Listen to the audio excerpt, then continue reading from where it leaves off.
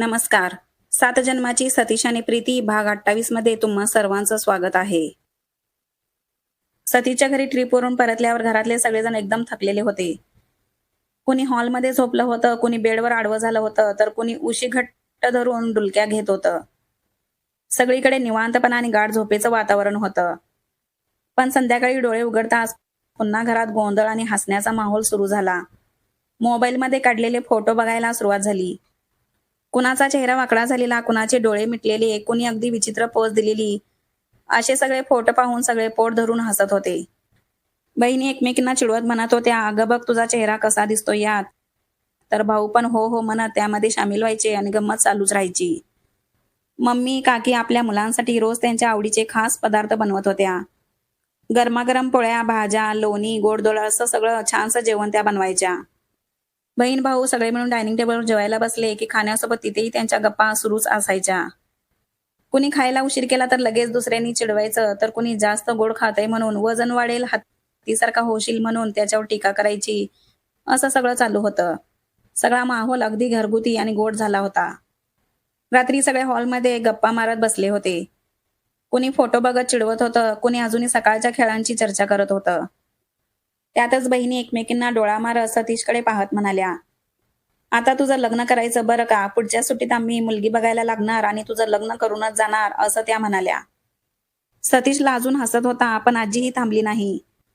ती हसत म्हणाली, "हो ग, मलाही माझ्या लाडक्या नातवाचं लग्न बघायचं आहे. त्याची बायको घरात येताना माझ्या डोळ्यांनी पाहायचं आहे मला." आजीचं बोलणं ऐकताच घरभर हशा आणि टाळ्यांचा गडगडाट झाला. बहिणी म्हणाल्या, "हो हो, आम्हालाही वहिनीला भेटायचं आहे आता." इतक्या सतीची मम्मी ही गप्प राहिली नाही. ती थोडं हसत म्हणाली, "अगं काय ग माझ्या मुलाला चिडवताय? अजून त्याचं शिक्षण पूर्ण व्हायचं आहे. त्याशिवाय कसं लग्न करणार? आधी शिक्षण पूर्ण होऊ द्या, मग लग्नाचं बघूया." मम्मीचं बोलणं ऐकून पुन्हा एकदा सगळे जोरात हसले. बहिणी म्हणाल्या, "ठीक आहे, मग पुढच्या सुट्ट्यांमध्ये सतीचं लग्न पक्का आहे." असं हसणं, चिडवणं, गप्पा सुरू असताना दिवस सरत गेले. सुट्ट्या संपत आल्या आणि आपल्या घरी परतण्यासाठी बहिणींनी बॅगा भरायला सुरुवात केली. कुणी कपडे नीट ठेवत होतं, कुणी गिफ्ट्स पॅक करत होतं. तर कुणाची शॉपिंग बाकीच राहिली होती म्हणून 2-3 बहिणी शॉपिंगला गेल्या होत्या. बहिणी बॅगा घेऊन कारमध्ये बसायला लागल्या तेव्हा मम्मी आणि काकींच्या डोळ्यात पाणी आलं. त्यांना पाहून मुलींच्याही डोळ्यात पाणी आलं. त्या धावतच मम्मीला आणि काकींना मिठी मारून म्हणाल्या, "अगं मम्मी, काय नवीन लग्न झाल्यासारखं रडताय? आम्ही कुठं कायमचं चाललोय? एवढं काय रडायचं त्यात? रोज फोनवर बोलतोच ना." हे ऐकताच सगळ्यांच्या चेहऱ्यावर हसू आलं. मम्मी थोडं हसून डोळे पुसत म्हणाली, "हो ग, पण घर रिकामं वाटतं जेव्हा तुम्ही जाता." बहिणी पुन्हा चिडवत म्हणाल्या, "अगं एवढं मनावर घेऊ नका. आम्ही पुन्हा लवकरच येणार आहोत. पुढच्या वेळी आणखी धमाल करूया." कार सुरू होण्यापूर्वी त्यांनी एकदा हात हलवून पुन्हा बाय बाय केलं. कार पुढे सरकली आणि बहिणींचे हात हवेत हलतच राहिले. अंगणात उभे असलेले सगळे त्यांना बघत राहिले. त्या क्षणी घरभर एकदम शांतता पसरली. खेळणं, हसणं, गप्पा मारणं हे सगळं अचानक थांबल्यासारखं झालं. प्रीती मामाच्या गावी पोहोचली तेव्हा दारातच मामीने आरती करून तिचं स्वागत केलं. घरात पाऊल टाकताच तिचं मन भरून आलं होतं. मामाचं घर अगदी भलं मोठं होतं, जुन्या वाड्यासारखं. पुढं मोठं अंगण, भोवती उंच नारळाची झाडं, मागे शेती पसरलेली होती. डोळे जाईल तिथपर्यंत हिरवीगार शेती दिसत होती. शेतामध्ये पिकलेला मका, कडधान्य, बाजरीचे वाफे सगळं पाहून प्रीती थक्क झाली. शहरातल्या बंदिस्त घरांपेक्षा हे मोकळं हवेशीर वातावरण तिला एकदम वेगळंच भासत होतं. अंगणात पाऊल टाकताच भावंडं धावत आली. कोणीतरी तिचा हात धरून झोपाळ्याकडे खेचत होतं, तर कोणीतरी तिची बॅग उचलून आत घेऊन जात होतं. इतक्या गोंधळातही प्रीतीच्या चेहऱ्यावर हसू होतंच. "अगं किती दिवसांनी आलीस," असं म्हणत मामांच्या मुलींनी तिला मिठी मारली. घरभर खूपच उबदार, आपुलकीचं वातावरण होतं. संध्याकाळी अंगणात सगळेजण एकत्र जमले होते. गावात अजूनही चुलीवर स्वयंपाक करायची पद्धत होती. अंगणाच्या एका कोपऱ्यात मामीने मोठी चूल पेटवली होती. तिच्यासोबत आजी, मामे बहिणी सगळ्या एकत्र बसून भाज्या चिरत होत्या, पोळ्या लाटत होत्या. चुलीवरून उठणारा धुरकट सुगंध इतका अप्रतिम होता की प्रीती तिथे बसून फक्त बघत राहिली. मामी पोळ्या फुगवत होती, कुणीतरी लोणी लावत होतं, तर कुणी भाजी हलवत होतं. धुरकट वाऱ्याबरोबर भाज्यांचा वास अंगणभर पसरला होता. हे सगळं बघून प्रीती विचार करत असते, काय अप्रतिम असतं गावाकडचं जेवण. खरंच मला खूप आवडतं असं. शहरातल्या गॅसवरच्या स्वयंपाकापेक्षा हे सगळं किती वेगळं आणि मस्त आहे असं तिला वाटत होतं. रात्री सगळे पान मांडून जेवायला बसले. शेतात उगवलेल्या भाज्या, ताजं दूध, घरचं लोणी आणि चुलीवरचं गरमागरम जेवण याला खरंच तोंड नव्हतं.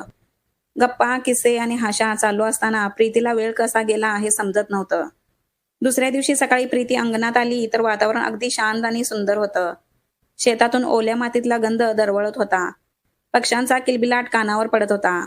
दूरवर बैलगाडीतून पिकं येताना आवाज येत होता. तर कुणीतरी विहिरीतून पाणी काढत होतं. अंगणाच्या एका कोपऱ्यात झोपाळ्यावर मामाच्या मुली आणि शेजारच्या बहिणी मस्त झुलत होत्या. कुणी गाणी म्हणत होतं, कुणी जोरात झोका देत होतं, तर कोण ओरडत होतं. प्रीती त्यांच्याकडे पाहून हसू लागली.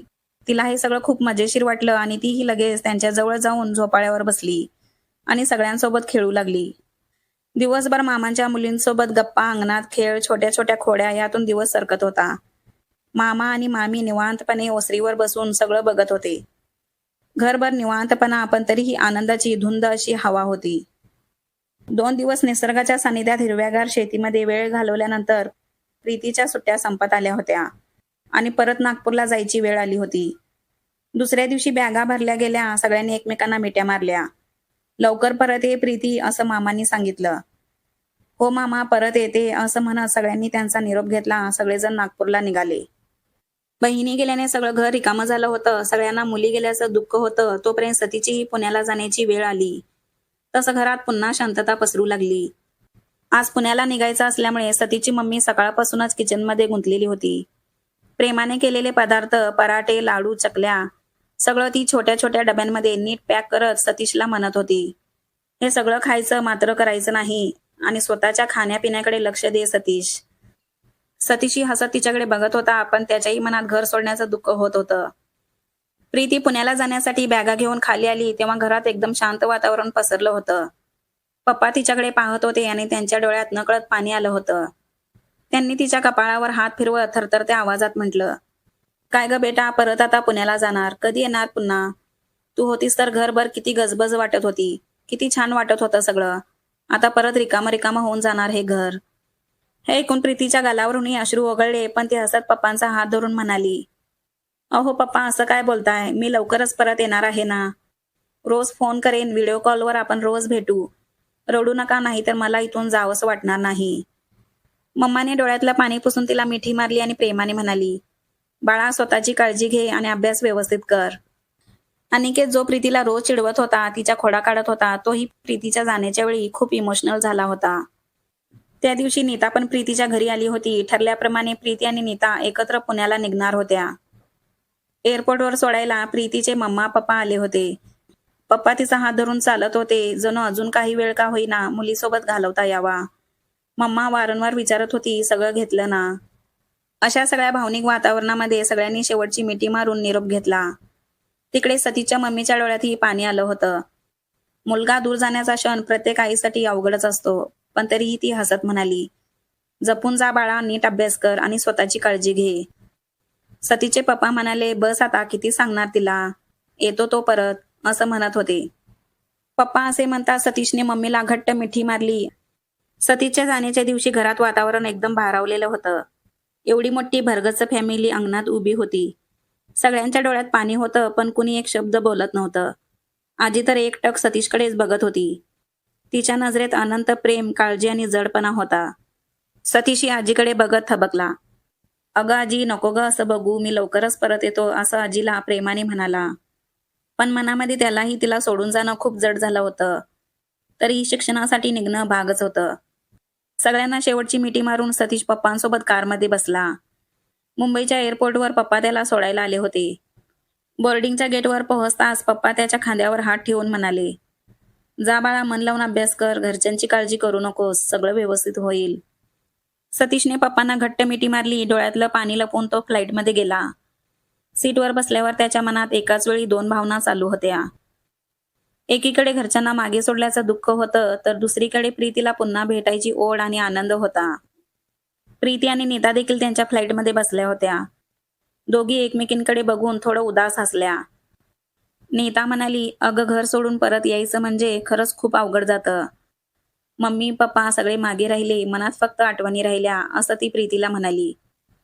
हो ग, पण काय करायचं, शिकायचं आहे, पुढे जायचं आहे, म्हणून तर हा सगळा प्रवास आहे.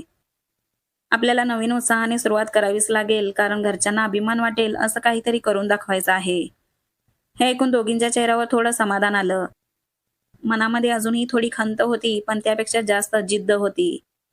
खिडकीतून खाली दिसणाऱ्या ढगांकडे बघत प्रीती मनाशीच म्हणाली, "हो, असंच असतं आयुष्य. थोडं दुःख, थोडा आनंद आणि खूप सारी स्वप्न घेऊन पुढे चालत राहायचं." तुम्ही कुठेतरी हॉस्टेलमध्ये शिक्षणासाठी राहत असाल, तेव्हा तुम्ही सुट्टीला गेल्यानंतर परतीच्या वेळी तुमच्या घरी कसं वातावरण असतं? मम्मी-पप्पा तुम्हाला किती प्रेम करत असतात, हे मला कमेंट करून सांगा. आणि या भागासाठी एक लाईक आणि चॅनलला सबस्क्राईब करा.